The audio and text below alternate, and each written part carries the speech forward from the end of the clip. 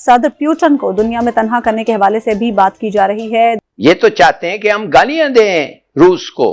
جب ہندوستان نے کشمیر کو ضبط کر لیا، لے لیا، ہضم کرنے کی کوشش کر رہا ہے، کتنے لوگ آ کے آپ کو کہیں کہ یہ کہا کہ یہ غلط ہے؟ ایک بھی نہیں.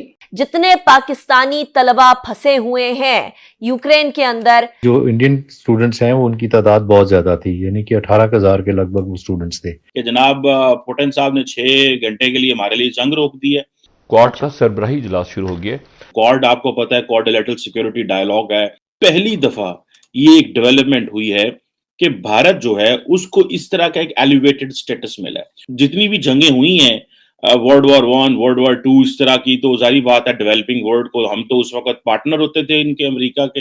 ہمارے لوگ تو وہاں لڑنے جاتے تھے بیچارے، اور ہمیں جو ہے وہ آج بھی انہوں نے ہمارے نام کے تمغے رکھے ہوئے ہیں تھوڑے تھوڑے 1-2، لیکن یہاں سے لوگوں کو لے جانا. لیکن انڈیا کو جو سٹیٹس ملا وہ یہ ہے کہ انڈین گورنمنٹ جو ہے، Indian prime minister Narendra Modi جو ہے، ان کو بلایا جا رہا ہے کہ وہ آ کے بات کریں.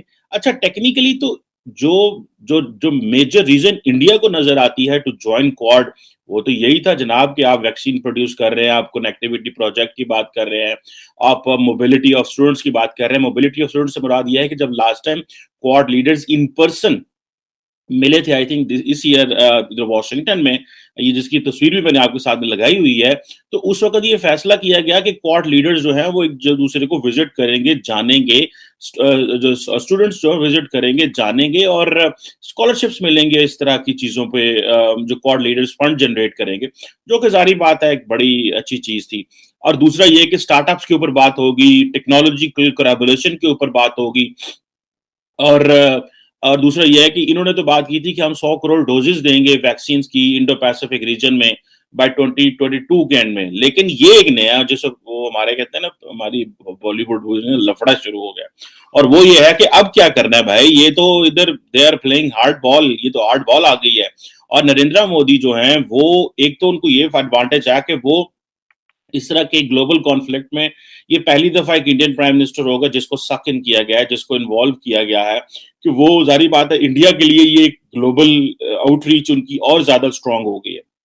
ہندوستان، بھارت تو پتہ نہیں کتنے برسوں سے یہ بھی کہتا جا رہا ہے کہ ہم پاکستان کو ایک ٹیررسٹ لسٹ پہ ضرور ڈالیں گے. تو ناک رگڑنا رہ گیا ہے پاکستان کے لیے، اور کچھ نہیں رہ گیا. کہ کچھ ممالک ہیں جو ممبرز ہیں فیٹف کے، جو چاہ رہے ہیں کہ اس پروسیس کو پولیٹیسائز رکھا جائے. تو پاکستان کو تو چاہیے کہ اس کا توڑ نکالا جائے. جب ہمیں پتہ ہے کہ کچھ ممالک یہ کرنا چاہتے ہیں اور کر بھی رہے ہیں، تو ہمیں اس کا توڑ اسی طرح سے نکال سکتے ہیں کہ جو وہ کہہ رہے ہیں کہ 1-2 نقطے ہیں، 1-2 پوائنٹس رہ گئے، تو we should implement those, because then ان کے پاس کوئی جواز نہیں رہے گا، کوئی ایکسکیوز نہیں رہے گی، اور کوئی پریٹیکسٹ نہیں رہے گا. آپ نے دیکھا ہوگا ان کی بہت سارے سفیروں کی یہ جوائنٹ سٹیٹمنٹ آئی ہے کہ ہم چاہتے ہیں پاکستان اس کو اوپنلی کنڈیم کرے. اب ظاہر ہے کچھ مفاد اب ظاہر ہے پاکستان کو بھی اپنے دیکھنے ہیں. ہم بالکل آؤٹ رائٹ اگینسٹ رشیا بھی نہیں جا سکتے، اور ہم اس کو اس غلط کام پہ سپورٹ بھی نہیں کر سکتے. تو ہم بالکل خاموش ایک نیوٹرل پوزیشن لینے کے اس وقت موڈ میں لگ رہے ہیں. اس سچویشن کو کیسے ہینڈل کرنا چاہیے جہاں پر سارے ڈپلومیٹس پریشر ڈال رہے ہیں کہ آپ کنڈیمنیشن کی سٹیٹمنٹ جو ہے وہ ایشو کریں؟ شفا، یہ بہت ہی انیوژل ایکشن تھی کہ 22 جو ہیں یہاں پر سفیر، جس میں کہ امریکہ اور برطانیہ بھی شامل ہیں، اور Europe, almost all of Europe اس میں شامل ہے آلموسٹ.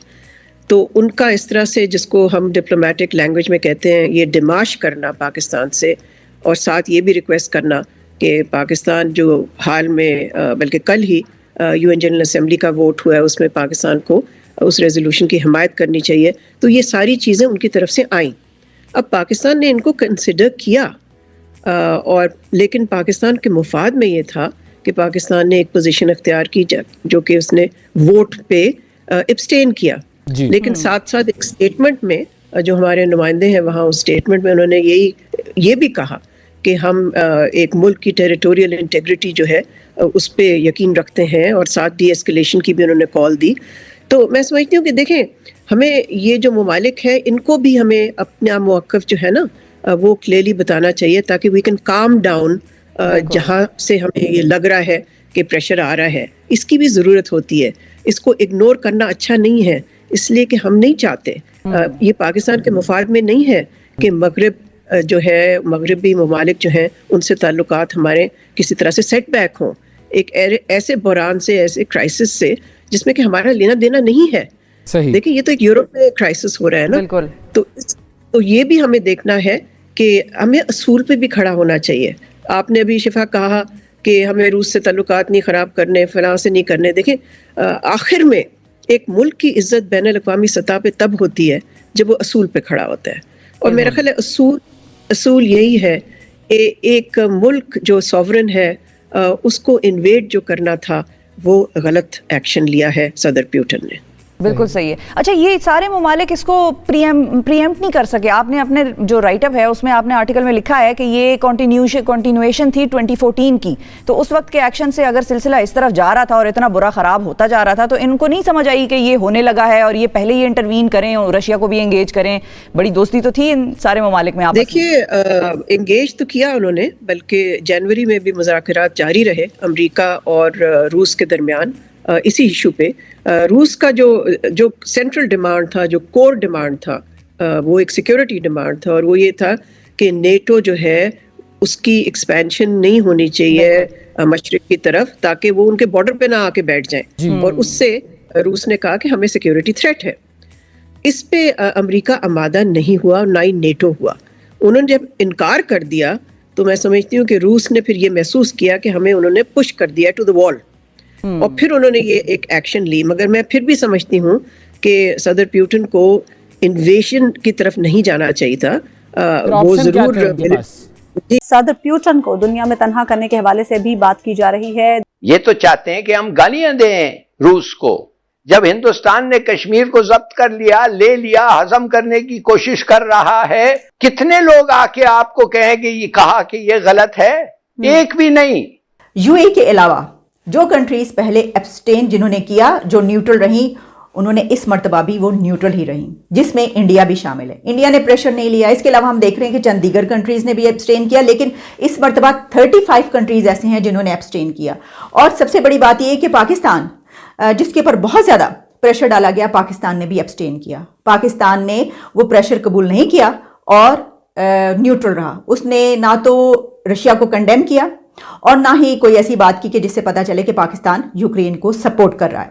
اور صاحب یورپی یونین کی طرف سے GSP+ سٹیٹس پاکستان کے پاس ہے, اور ایسے میں یورپی یونین ہی پاکستان سے مطالبہ کری ہے کہ یوکرین پر حملے کی مذمت کی جائے. تو ایسے میں پاکستان کا قصور ہے بھائی. اور اگر ہمارے لوگ سمجھتے ہیں, کافی پاکستانی ہیں وہ سمجھتے ہیں کہ یہ نہیں لڑے گا, یہ ایسا ہی ہے, وار نہیں ہوگا. میں آپ کو بتا رہا ہوں پوتن ختم ہو جائے گا اگر اس جنگ وہ ہار گیا. He will be finished, Russia will be finished. اس کو کوئی سیریسلی پھر نہیں لے گا. پوتن لڑے گا. اور اگر نیوکس آج پتہ نہیں آپ کو پتا ہے کہ نہیں, دو ہائپر سونک ویپنز کے ساتھ دو رشین بامرز اس وقت وینیزویلا کے ایک آئیلینڈ پہ لینڈ کیا ہے. اس کا مطلب کیا ہے؟ اس کو بتا رہا ہے کہ ہم منرو ڈاکٹرن کی ایسی کی تیسی کر کے ہم تمہارے پیچھے ادھر سے آئیں گے